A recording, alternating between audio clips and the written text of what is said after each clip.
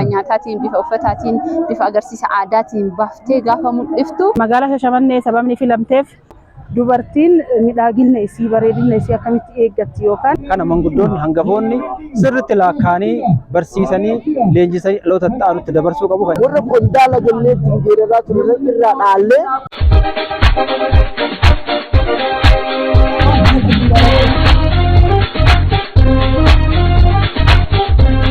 Wanti kadijaaji jedhama. Itti gaafatamtuu waajjira aadaa fi turizimii godina Arsii Lixaati. Akkuma argaa jirru kana feestivaalli agarsiisa aadaa waa hunda of keessatti kan hammatedha. Godinaalee Oromiyaa keessa jiran hundinuu wal dorgommii ispoortii aadaa irratti hirmaatanii jiranii. Guyyaa addaas akkuma beekamu feestivaala agarsiisa aadaa irratti godinaaleen hunduu nyaata uffannaa aadaa isaaniitii fi waan qabaniin dorgommicha kana yookaan agarsiisa kana irratti hirmaatanii jiru. Kanko Kamaal Ibrahim jedhama. Itti gaafatama waajjira ispoortii godina Arsii Lixaati. Sagantaan guyyaa addaa akkuma beekamu wal dorgommii ispoortii aadaa 30ffaa fi feestivaala aadaa 17ffaa akka naannoo Oromiyaatti godinaalee fi bulchiinsa magaalota naannoo keenyaa hunda hirmaachise. Qindeessummaa fi qopheessummaa godina Arsii Lixaatii fi magaalaa Shaashamanneetiin qophaa'ee jira. Isa kana faana wal dorgommii kun jalqabee adda guyyaa 5ffaa isaati. Guyyaa kanatti wal dorgommii fi sagantaa addaatu dhiyaataa oole. Inni kunis sagantaa agarsiisa feestivaala aadaati. Feestivaala aadaa jechuun wantoota aadaaf duudhaa hojii wal qabatu hunda nyaatarraa, uffatarraa, meeshaalee aadaarraa akkasumas akaakuu sirbaaf shubbisaa irraa guyyaa irraa kan agarsiifamaa ture ta'uu isaati. Kana keessatti godinni Arsii Lixaa karaa aadaaf duudhaa isaa hunda galeessa hammachiiseen feestivaala aadaa guyyaa hadhaa keessatti qooda olaanaa fudhatee jila isaa qindeessee bifa addaatii fi miidhagaa ta'een guyyaa irraa agarsiisa isaa kan raawwataa jiru. Akkasumas keessummaaleen godina biraa fakkeenyummaa fi muuxannoo gaarii karaarra fudhachuu danda'uun kan ilaalamaa turee fi dinqisiifamaa ture ta'uu isaati. Kana jechuun aadaan keenya ganamaa bal'aadha jechuudha. Wanti dhabne hin jiru. Isa kana immoo qindeessinee sonoomsinee dhalootatti dabarsuun gahee qaama hundaati. Weellisaa Bashar Didaa jedhama. Gaana gaafatamaa agarsiifni kun dargaggootaaf gahee inni qabu dargaggoonni yeroo ammaa kun aadaa keessa dhalate kana abbootii irraa dhaalee aadaa kana qabatee akka fuulduratti fufsiisuuf gahee guddaa qabaaf dargaggoota kanaaf jedhu. Adda Giiftii Bunnaan jedhama. Hooggantuu waajjira aadaa fi turizimii magaalaa Shashamanneeti. Agarsiisni aadaa jila ispoortii kan magaalaa Shashamannee irratti gaggeeffamaa jiru magaalaa Shashamannee sababni filamteef sababa aadaanis orijinaal kan ta'e yookaan aadaa dhaloota irra darbe isa sirrii ta'e kan uumamaan walitti makamne ta'uu isaatiin. Kana keessatti ispoortiin aadaa bu'uura ispoortii ammayyaati gaafa jennu kalee ganamee ganamaa Oromoon saddiiqa taphata, fardaan gulufaa, wal dorgommii garagaraa karaa garaatti ispoortii aadaan dabaalee gaggeessa. Isa kana dhawaataan cimsaa deemuun dhalootatti dabarsuun dirqamaa fi itti gaafatamummaa qaama hundaati waan ta'eef qaamni hundi hojii kana milkeessuuf galmaan gahuu keessatti cimee xiyyeeffannoo olaanaa irratti hojjechuu qabaa kan jedhu akka waliigalaatti qaba. Aadaa duudhaan keenya kaleessa abaabilee bakka kilee keenya irra darbee nu gahe karaa guutuu ta'e osoo irraa hidhatin osoo irraa sharafamin dhalootatti lafaa dhuftootatti darbuu qaba. Isa kana karaa milkeessuuf dhugoomsuu danda'u hojii babal'aan hojjetamee guyyaa hadhaa feestivaalli aadaa bifa adda ta'ee fi ajaa'ibsiisaa ta'een gaggeeffamaa kan oole ta'uu isaati. Agarsiisni kun egaa waa hedduu of keessaa qaba. Keessattuu dhaloota ijaaruu keessatti, biyya ijaaruu keessatti, diinagdee utubuu keessattis gahee olaanaadha qaba. Inni keessattuu godinni Arsii Lixaa waa hedduudhaan kan adda agarsiisa aadaa irratti hirmaanne hambaa dura abbootiin keenya hawwoliin keenya itti fayyadamaa turan hambaalee meeshaa uffata aadaa fi akkasumas mi'a aadaa faaya uummanni Oromoo Arsii itti fayyadamaa ture hunda isaa qabannee kan dhiyaannedha. Akkasumas immoo agarsiisa uffata aadaa faana aadaa ammayyaa fi aadaa uffannaa aadaa duriitii fi kan ammayyaa lachuu qabannee kan dhiyaanne yoo ta'u isa qofallee osoo hin ta'in akkuma beekamu sirna fuudhaaf heerumaa keessatti aadaan Arsii maal qaba waan jedhu kanas karaa guutuu ta'een kan agarsiifamedha. Sirna fuudhaaf heerumaa kana keessatti ammoo komita kosonaafiin hunda isaa karaa guutuu ta'een qabannee dhiyaanne isa ka agarsiisaa turre ta'uu isaati. Qaankii Milkii Bonsamuu jedhama. Milkii mana uffata aadaa Milkii Dizaayinii. Mee agarsiisni aadaa akkanaa kun faayidaa akkamii qaba? Agarsiisni akkanaa kun karaalee hedduun ilaalamuu qaba. Karaa turizimii addunyaatiin illee yoo ilaalame aadaa, duudhaa, safuu guddisanii eeganii bifa garaagaraatiin uummata keessaa akka tursiisuu irratti illee faayidaa guddaa qaba. Aadaa ofii amma fakkeenyaaf agarsiisni aadaa kun godinaalee garaagaraa irraa dhufanii akka Arsii Lixaatti immoo aadaa Arsii Lixaa baasanii mul'isanii wal barsiisuu aadaalee kanneen kan isaan irraa baratanii kanallee barsiisuu irratti sirriitti gahee guddaa qaba.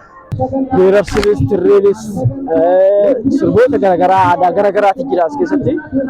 Isa kana keessatti abbootiin keenya asiin dura qabatanii aadaa qabatanii tiyaaran kana dargaggoonni yeroo ammaa akka hawwisootitti baandiin garaagaraas jira. Dargaggoonni kunniin waan abbootiin keenya qabatee isaan keessa jiru kana fuudhee gara hawaasa agarsiisuu qaba jechuudha. Gara hawaasaatti yoo agarsiisu aadaa badaaru kana yoo fuudhee gara hawaasaatti baasu baay'ee itti gammada. Yoo akkasitti dargaggoonni keenya cimee waa qabate aadaan teenya baduu akka hin banne taasisuu dandeenya, ol ka'uu dandeenya. Kanaaf dargaggoonni cimee abbootii keenya kanarraa aadaa fi seenaa kana qabatee irraa baratee akka dola hambaa keenyatti ol ka'ee irraa dabarsuu danda'utti qabachuu qaba jedha. As keessatti geerarsi jira. Yeroo ammaa geerarsi kun badaa jira. Maaliif akka durii namoota walollee diina kana goonee hin geerarru sun yeroo ammaa bosonni illee waan hin jirre badiru aadaa kana ammoo qabatee warra qondaala jennee ittiin geeraraa ture irraa dhaallee barree yoo fuune dhaloota dhufuuf dabarsuu dandeenya jechuu barbaada. Inni kun ammoo bu'aan inni qabu tokkoffaa godinaaleen hundi godinarraa waa hubataa, waa barataa jechuudha. Agarsiisa godinni tokko yookaan ammoo aadaan uffannaa tokko godina tokko ibsa. Eenyummaa ibsa, naannoo sana ibsa waan ta'eedhaaf akka godina keenyaatti nu uffannaan aadaa keenya maal fakkaata waan jedhu kanaaf sirni fuudhaa fi heerumaa akka guutuu Oromiyaatti jiru garaagarummaa hin qabaata waan ta'eedhaaf keenya ammoo maal qaba waan jedhu guutuu isaa godinaaleen waa hedduurraa baratanii jiran waan jedhu kana qaba. Dabalataanis aadaa tokkummaa keenya aadaa jaalalaa wal hammachuu fi sirna fuudhaa fi heerumaa kana karaa guutuu ta'een gaafa agarsiisnu maal qaba waan jedhu kana hunda isaa kottuu dhufeedhaan muramteedhaan sirna siinqeetiin akkasumas ammoo magaalaan kun falaamtee asirratti magaalaa kanarratti qophaa'u isaati. Kan biraa immoo aadaa kana uummanni keenya sabni keenya akka sirriitti tiffatu sagantaa kanarratti akka sirriitti tiffatu yeroo jalqabaatiif bifa addaatiin magaalaa Shashamannee keessatti qophaa'ee jira. Iddoo biraatti illee qophaa'ee turuu isaa hin beekama garuu magaalaa Shashamannee irratti bifa addaatiin bara baranaa irratti qophaa'uun isaa hin beekama. Aadaa kana duudhaa kana labatatti akkasumas dhalootatti dabarsuun dirqama qaama hundaati waan ta'eef kana dabarsuu keessatti dagannaan garaagaraa jira. Dhaloonni hadhaa qixa sirriitiin aadaa isaa duudhaa isaa ganamaa san beekuu irratti hanqinoonni babal'aan jiru waan ta'eef. Gama aadaatiin fakkeenyaa fi uummata hundarraayyuu aadaa afaan ofii duudhaa ofii eeganii fufsiisuun eeguun akkuma jirutti ta'ee qaamonni waan kana sirriitti keessa hojjechuu danda'an waajjirri aadaa fi turizimii sirriitti waan kana dagaagsee bifa kanaan oli sirriitti argisiisee akka afaan aadaan kun kufee cabee hafee hin bannetti sirriitti waan kanarratti hojjechuu qaban jedhee yaada. Meeshaan hedduu aadaa kan dhaloonni haarofti kun hin beekne waa hedduutu naannoo kanatti agarsiifamaa ture. Keessattuu aadaa Arsii keessatti meeshaaleen hedduu kan dhokatee ture. Sagantaa kanarratti sababeeffatanii agarsiisa aadaa hedduutu mul'ataa jira waan ta'eef dhaloonni keenya waa hedduu irraa barachuu danda'a fi aadaan keenyallee akka hin dagatamne argisiisa jechuudha. Dubartiin miidhagina isii bareedina isii akkamitti eeggatti yookaan misirroon takka gaafa heerumtu akkamitti qayyattee bareeddee miidhagdee abbaa warraa ishee bira dhaqxii waan jedhu sirna isaas qabannee qayyas asitti agarsiisnee wantoota qayyaaf barbaadamu dur haadholiin keenya akkamitti bareedina isaanii miidhagina isaanii yeroo akka ammaa kana kosmootiksiin osoo hin dhufiniin dura akkamitti of eeganii waan jedhu kan karaa guutuu ta'een kan agarsiisaa turreedha. Kana qofallee osoo hin ta'in sirna nyaataaf dhugaatii keessatti aadaan Arsii nyaataaf dhugaatii gosa hedduu qaba. Gosa hedduu qabu kana keessaa immoo keessattuu cidhaaf yeroo keessummaan guddaan itti dhufu yeroo keessummaan jabaan itti dhufu kan keessummaatti gaggeeffatu kan cidhatti galfatu akkasumas yeroo dabootti fayyadamuu fi kan birootis dabalatee akka guutuutitti nyaata godina Arsii Lixaa keessatti beekamoo ta'an yoo xiqqaate naannoo 22 ta'utu asitti agarsiisa kanarratti qabannee dhiyaannee jechuudha. Kanarraa ammoo godinni biroos waa bal'aa baratee jira. Godinni keenyas ammoo keessattuu dhaloonni duubaan dhufu aadaa isaa, duudhaa isaa, sirna isaa hunda isaa karaa guutuu ta'een barachuu danda'ee jira waan jedhu kana qabna. Kana booda wanti yaadame agarsiisni jila ispoortii aadaa jedhamee kuni ciminaan akka itti fufuu fi ispoortii aadaa kan kanaan dura dagatamee abbootii keenya biratti hafeefsan bifa ammayyaa osoo hin taane bifuma aadaa isaa qabateen dhalootatti akka darbuu qabu ergaa asirratti dabarsuu barbaada. Baay'ee gaariidha. Hambaa aadaa kanneen baaftee bifa nyaataatiin, bifa uffataatiin, bifa agarsiisa aadaatiin baaftee gaafa mul'iftu ammasuma uummata keessatti fedhii uummataallee dabalaa deemtaa jechuudha. Fakkeenyaaf ani mana uffata aadaa qabadhu malee fedhiin uummata keessa yoo hin jiraanne ani qabadhe faayidaa buusuu hin danda'u. Uummanni sirriitti waa'ee aadaa, waa'ee afaanii, waa'ee duudhaa, waa'ee sirna gadaa, waa'ee ateetee, waa'ee aadaadhaan wal qabatu bifa uffannaa, bifa nyaataatiin kana sirriitti gadi fageenyaan sirriitti yoo hubate faayidaan isaa biyyaafis dhuunfaafis baay'ee faayidaa guddaa qaba jechuudha. Sirna ijaaruufis ta'e dhaloota dhufu ijaaruu keessatti gahee olaanaa qaba. Isa bira darbee ammoo madda dinagdeetis ta'a jechuudha. Kuni maalidhaa? Uffannaan aadaa ammayyaa'ee bifa garaagaraatiin hojjetamee gurgurtaadhaaf baasiidhaaf gabaarra oolee jira. Industirii aadaa jajjabaataa dhufee jira jechuudha.